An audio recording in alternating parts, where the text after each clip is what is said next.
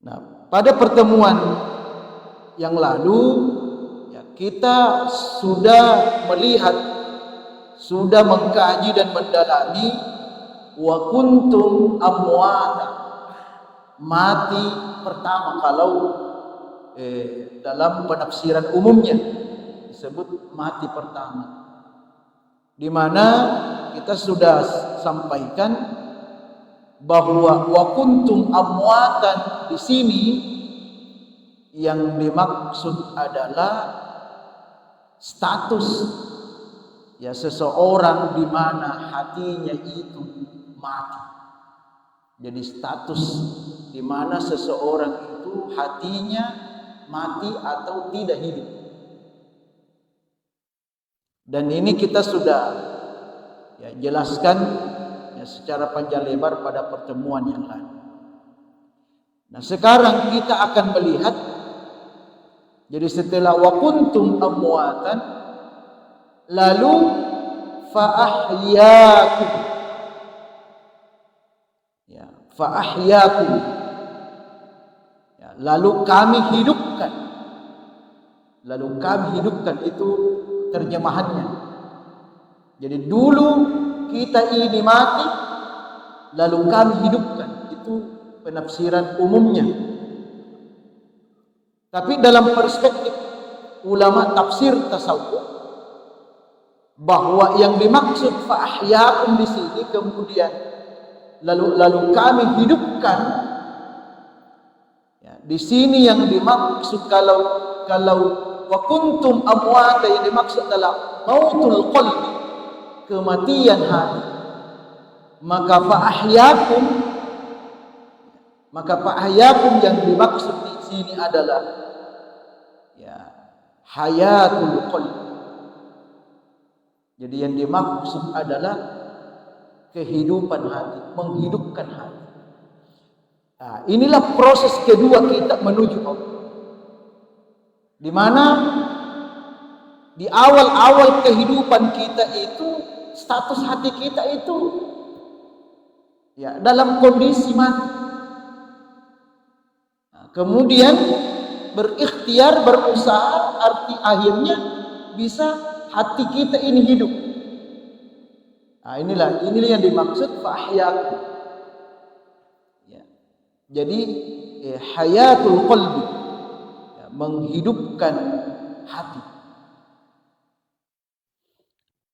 Nah, sebelum kita lebih dalam mengkaji bagaimana, apa saja jalannya kita ini bisa menghidupkan hati kita. Jalan-jalan apa saja yang harus kita lalui sehingga hati kita ini bisa hidup. Nah, terlebih dahulu para ulama memberikan satu gambaran ya bagaimana sih bentuknya atau apa sih tanda-tandanya ketika hati seseorang itu hidup. Nah, di situ dulu, dimulai dari situ. Apa sih tanda-tandanya ketika hati seseorang itu sudah hidup? Ya, kalau pertemuan sebelumnya kan kita sudah jelaskan. Ya, apa indikatornya ketika hati seseorang itu mati? Kan kita sudah jelaskan. Nah, sekarang kita ingin melihat lebih awal dulu, sebelum kita jelaskan bagaimana proses untuk menghidupkan hati yang sudah mati ini, yang statusnya mati ini menjadi hidup. Nah, sebelum dijelaskan itu, kita lihat dulu apa tanda-tandanya. Ya, ketika hati kita sudah hidup. Nah, kenapa ini diawali dulu pembahasan ini? Ya sebab kalau setelah kita melihat tanda-tanda hati yang sudah dihidupkan oleh Allah, lalu kita ada di dalamnya, berarti tidak perlu lagi kita hidupkan karena sudah hidup. Ya kan begitu. Tapi ketika misalnya disebutkan tanda-tanda seseorang yang hatinya sudah hidup, lalu di situ tidak ada di dalam, dari tanda-tanda itu kita tidak ada di dalamnya. Oh, berarti itu tanda bahwa hati kita saat ini statusnya mati. Nah, ketika kita sudah memastikan bahwa hati kita saat ini mati, maka diberikanlah jalan-jalan. Oh, kalau begitu tempo ini. Nah, ini malam ini kita akan bahas. Pertama kita melihat dulu ya apa ciri-cirinya atau apa tanda-tandanya hati yang telah dihidupkan oleh Allah. Ya, secara singkat di sini dijelaskan beberapa.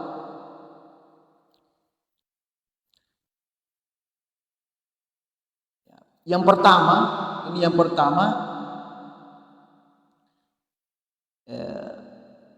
ketika hati kita sudah dihidupkan oleh Allah, maka ketika kita dalam kondisi lupa Allah, maka kita cepat tersadar. Ya. Jadi ketika saat itu kita lupa Allah, kita cepat-cepat ingat. Ya, karena kenapa? Karena kondisi kita, ya apalagi ya seperti yang kita sudah sampaikan bahwa kita ini kan rata-rata level iman kita kan dalam kategori awam. Ya kan ada 3 tingkatan kan, ada am, khas, khasul khawas. Nah, rata-rata kita ini level am, awam. Nah, ketika keimanan kita di level awam, maka terkait dengan hati kita ini itu biasa ya menyesuaikan dengan keadaan keimanan kita, di mana awam itu level keimanannya naik. Nah, ketika naik itu tandanya ingat Allah, ketika turun lupa Allah. Itu indikatornya, naik turunnya. Nah, di sini disampaikan bahwa salah satu tanda bahwa hati seseorang itu sudah dihidupkan oleh Allah ketika dia turun imannya, maka proses turunnya itu tidak lama, cepat lagi naik. Ya, tapi ketika kebalikannya, ketika lupa Allah, proses turunnya itu turun, tidak pernah naik. Oh, itu berarti kita di level hati kita mati. Tapi ketika turun, baru sedikit turunnya langsung naik. Oh, ini yang dimaksud. Ketika kita lupa Allah, maka cepat sadar. Ya, maka kita cepat terbangun keimanan kita. Jadi hati kita itu cepat ingat kepada Allah Subhanahu wa taala. Ya, jadi lupanya itu sekejap. Sementara kalau hati seseorang mati, itu bisa berjam-jam, bisa berhari-hari, bisa berminggu-minggu, bahkan bisa berbulan-bulan lupa Allah. Ya, mudah-mudahan kita ini masih ada seperti ini. Nah, kita ini tidak lama lupa sama Allah. Kita ini cepat ingat Allah. Nah, itu yang pertama kata ulama. Jadi ketika lalai, dia cepat ya ingat Allah.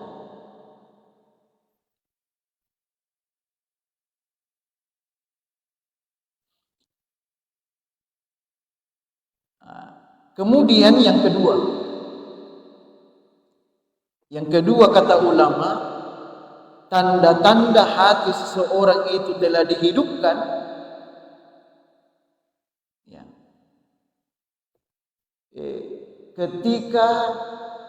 ketika melakukan sebuah kesalahan. Ya, ketika melakukan sebuah kesalahan atau ketika berbuat maksiat, maka saat itu dia tidak merasa nyaman.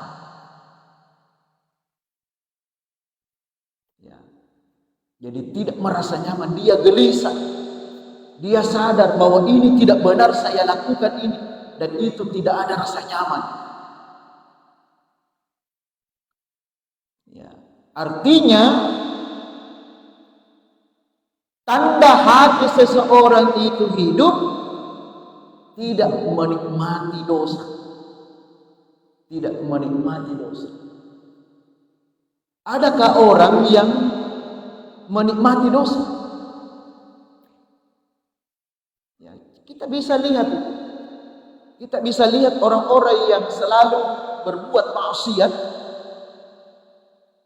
Ya, ketika seseorang selalu berbuat maksiat, maka ya kita bisa melihat itu, bagaimana dia menikmati dosa yang ia lakukan.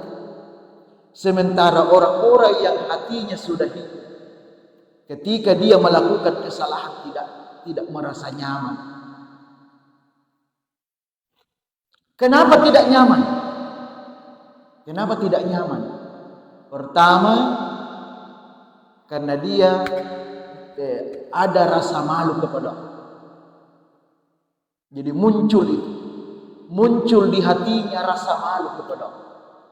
Ya karena hatinya sudah hidup.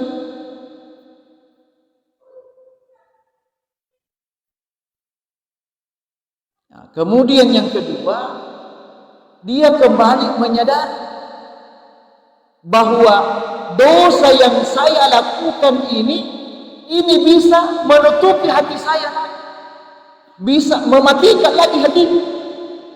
Dia sadar itu, makanya dia cepat. Makanya dia tidak nyaman. Karena dengan adanya ketidaknyamanan itu, ya maka dia cepat-cepat tinggalkan. Ya, tapi kalau ada yang larut dalam kemaksiatan, oh itu beda ceritanya.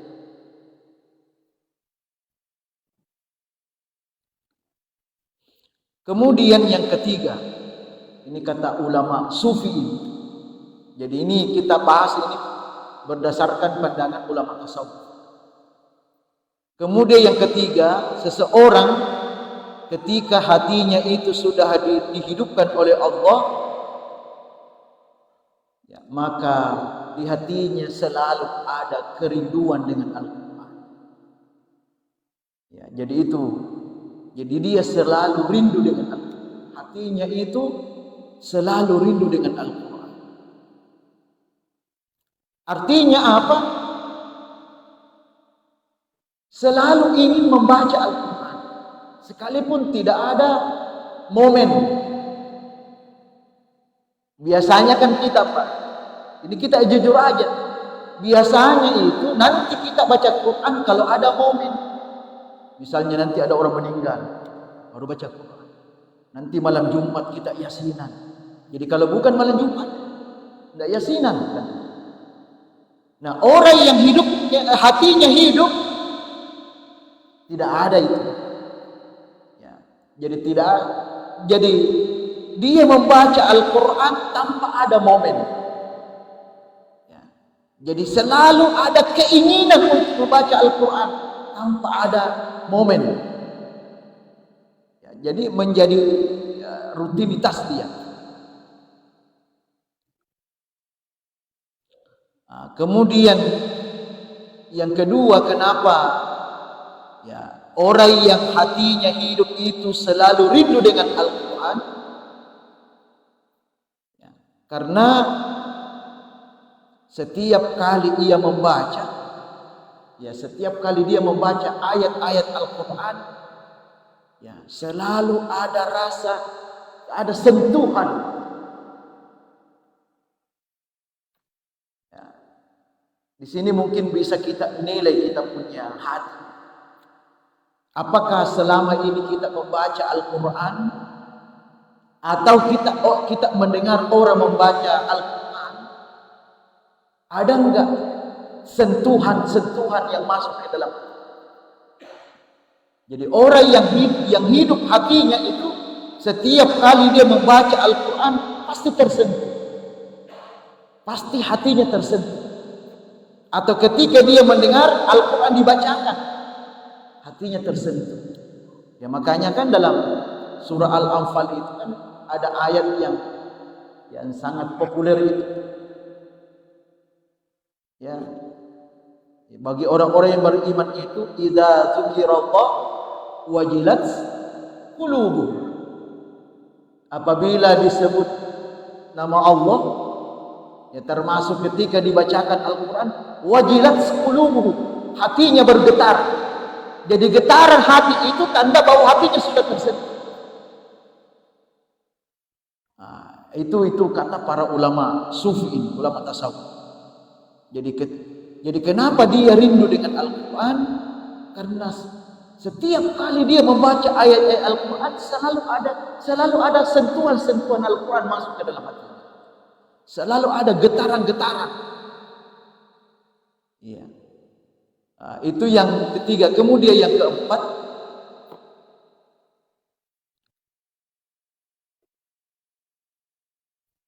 ciri hati seseorang itu sudah dihidupkan oleh Allah,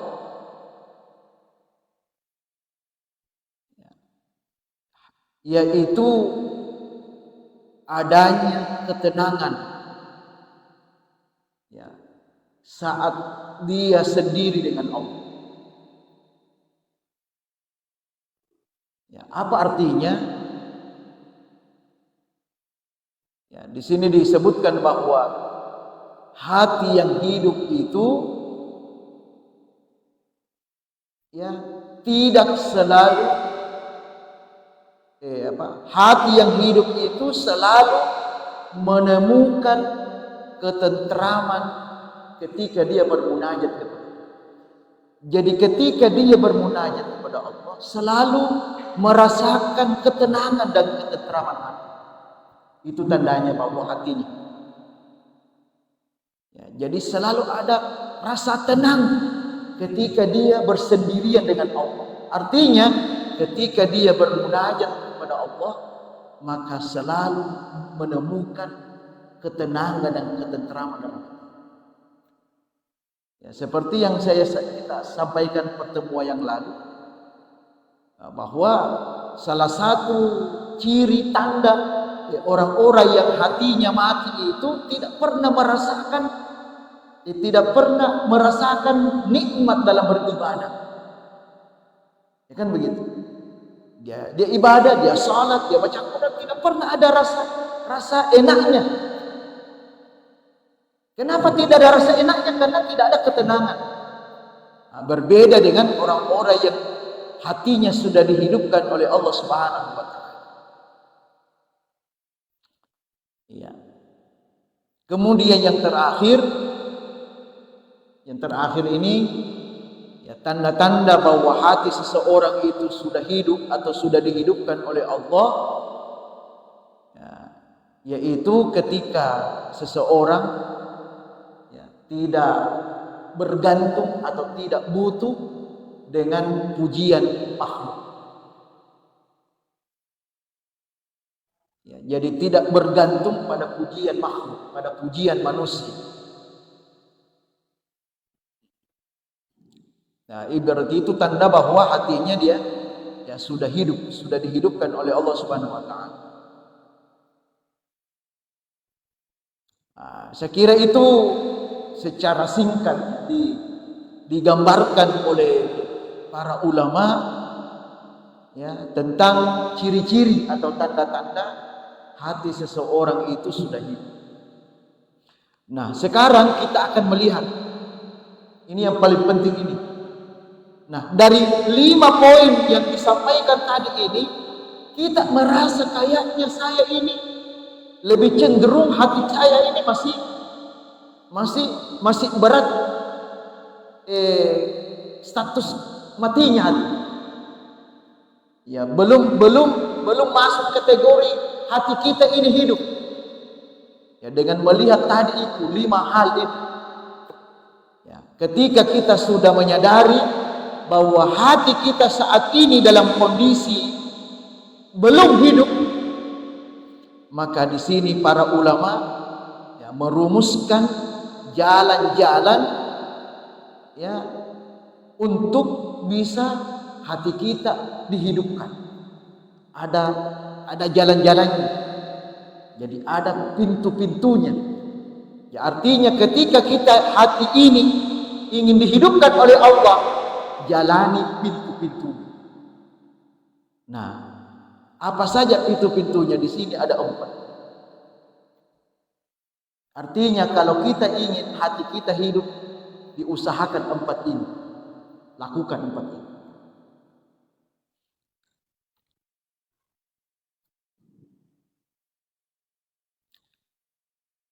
Yang pertama,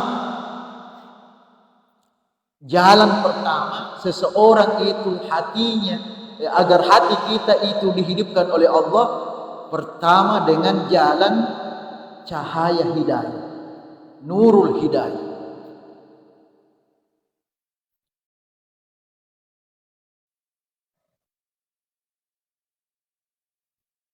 Ya, apa artinya?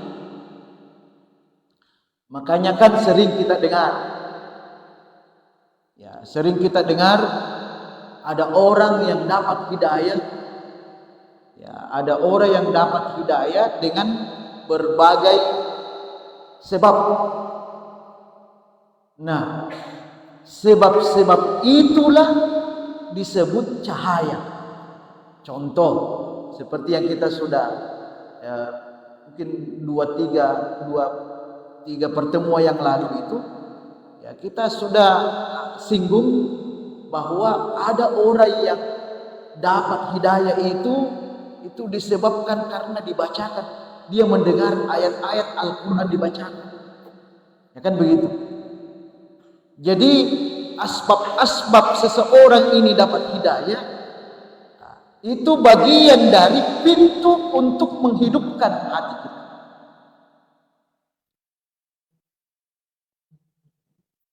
Itu salah satu di antaranya yang disebutkan oleh para ulama, yaitu ya adanya nurul hidayah, adanya jalan cahaya hidayah. Nah, dengan sebab-sebab seseorang itu mendapatkan hidayah. Ya, salah satu di antaranya yang melalui hidayah Al-Quran.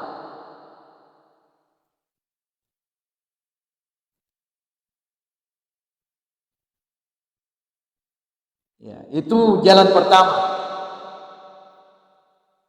Artinya apa? Bahwa ternyata bangkitnya atau hidupnya hati kita itu tidak diawali dengan misalnya debat intelektual. Artinya mesti kita diskusi panjang dulu. Tidak. Jadi seseorang yang hatinya itu bisa hidup kembali itu melalui sentuhan nur, sentuhan cahaya ilahi. Itu yang disebut nurul hidayah. Nah, itu yang pertama. Kemudian yang kedua, proses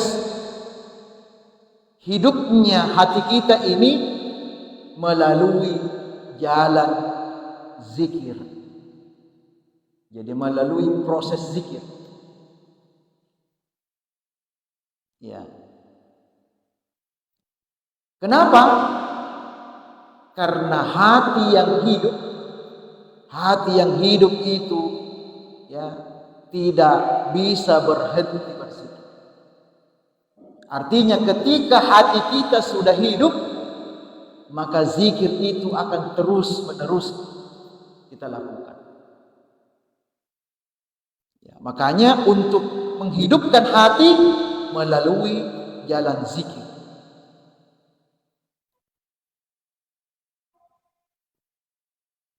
Di sini dibandingkan, diberikan perbandingan, kalau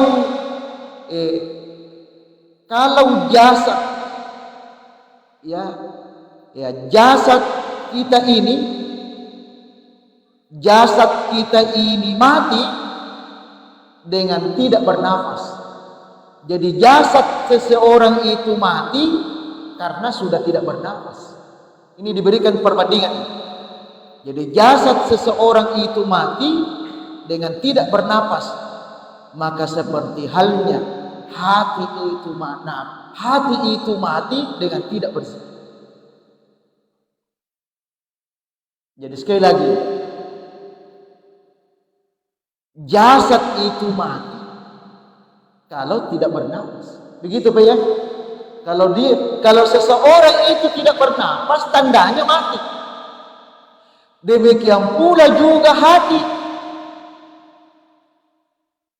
Ya, kalau tidak berzikir, itu tandanya hatinya mati. Maka untuk menghidupkan hati, zikir. Karena tanda hati itu hidup, zikir. Tanda jasad kita itu mati dengan napas. Kalau dia tidak bernapas, mati.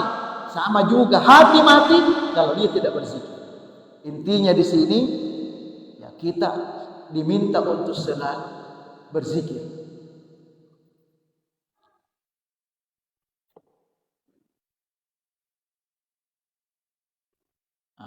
Itu intinya Pak.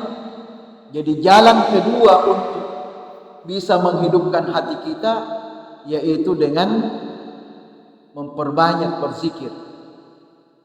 Ya, memperbanyak berzikir ini kalau perlu, ya tidak perlu kita hitung jumlahnya. Ya, jadi tidak perlu hitung jumlahnya. Ya, yang penting kita terus menerus berzikir. Karena dengan zikir itu insya Allah hati kita bisa terus hidup. Kemudian yang ketiga, ya, jalannya untuk menghidupkan hati kita yaitu melalui pintu taubat. Jadi pintu taubat.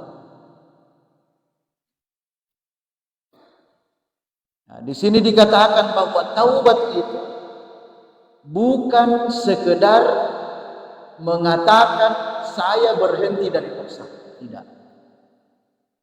Ya, kata para ulama sufi bahwa taubat itu bukan sekedar mengatakan saya berhenti dari berbuat dosa.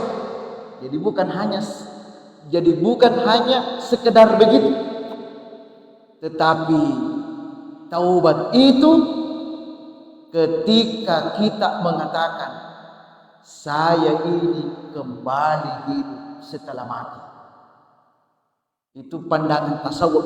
Dalam pandangan tasawuf dikatakan seseorang itu taubat ketika dia mengatakan saya kembali hidup setelah saya mati. Karena dia menyadari bahwasanya orang-orang yang bergeliman dengan dosa, maka itu tandanya hatinya mati. Maka ketika dia bertaubat, dia berani mengatakan saya kembali hidup. Saya kembali hidup ya setelah saya mati disebabkan karena dosa. Ya, makanya ya perbanyaklah kita bertaubat. Ya, perbanyak bertaubat. Ya, seperti yang saya sampaikan tadi, jadi kita utamakan jadi istighfar dan taubat. Jadi istighfar taubat. Istighfar itu diucapkan, taubat dilaksanakan. Itu yang perlu. Jadi jangan cuma istighfar tapi tidak bertaubat. Dua ini yang dicontohkan oleh Nabi. Dua ini harus sejalan. Istighfar dan taubat. Nah, Apa ciri-cirinya seseorang itu ketika taubatnya sudah menghidupkan hatinya? Ya. Karena boleh jadi ada orang yang bertaubat tapi itu belum menampakkan kehidupan hatinya. Nah, apa ciri-cirinya? Ciri-cirinya yaitu ya, selalu meneteskan air matanya karena mengingat dosa-dosa yang pernah ia lakukan. Ya, jadi dia selalu meneteskan air matanya. Itu ya, dengan tetesan air matanya itu bisa menghidupkan hatinya. Ya, kemudian yang kedua, ya, dengan taubatnya itu melahirkan perubahan.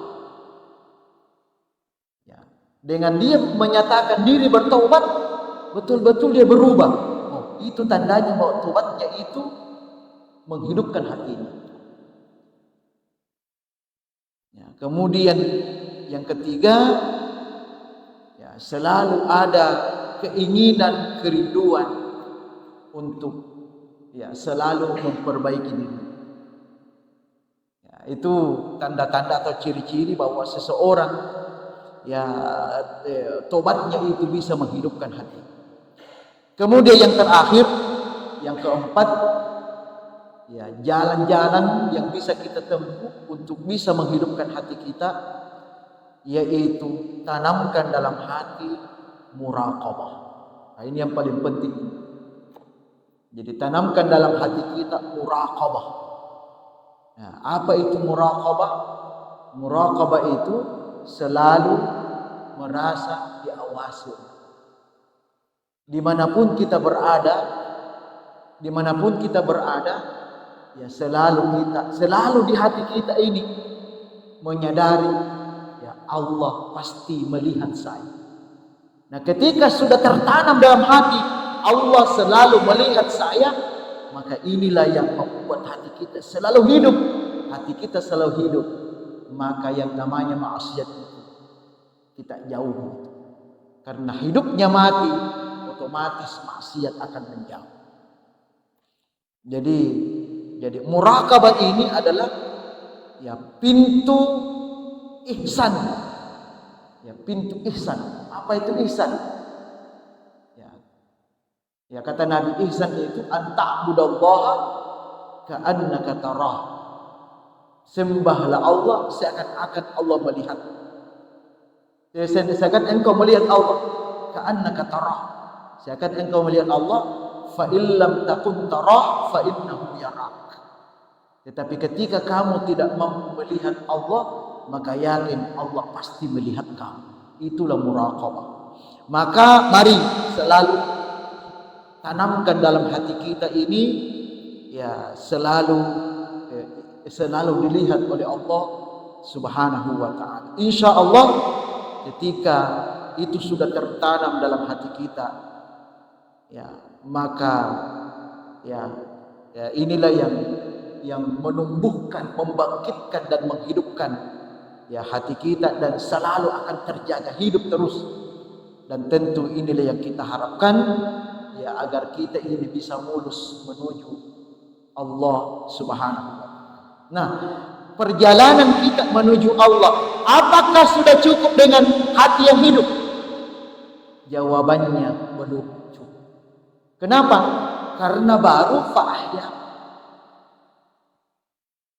Masih ada summa yumitukum, proses berikutnya. Summa yumitukum, kemudian dimatikan.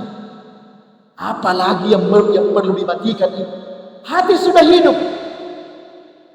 Setelah hidup, setelah mati, setelah hati kita ini dalam kondisi mati, kita sudah berusaha dengan 4 ikhtiar tadi. Alhamdulillah sudah hidup. Tapi ternyata kata ulama sufi, untuk menuju Allah belum cukup dengan hati yang hidup. Masih ada lagi tahapan berikutnya. Apa tahapannya? Summa yumitu. Yaitu kita harus melakukan proses mematikan. Pertanyaannya, apa yang dimatikan? Inilah nanti yang kita akan jelaskan pertemuan berikutnya. Jadi ini kita belajar ini kita belajar apa namanya ya tasawuf ini atau ilmu batin. Dan insyaallah ini akan mempengaruhi nanti kita punya ibadah. Ya saya kira inilah kajian kita malam ini. Ya jadi kita kembangkan ini sebenarnya tidak ada di kitab ini, Pak. Tidak ada. Jadi kita ambil referensi yang lain karena ini menarik sekali untuk kita kaji karena ini ya perjalanan sesungguhnya kita ini menuju Allah Subhanahu wa taala. Mudah-mudahan ada manfaatnya dan mari kita tutup wallahu a'lam bishawab dan kita tutup dengan doa kafaratul majlis. Subhanakallahumma wa bihamdika asyhadu an la ilaha illa anta astaghfiruka wa atubu ilaik. Wabillahi taufiq wad da'wati wal irsyad. Wassalamu alaikum warahmatullahi wabarakatuh.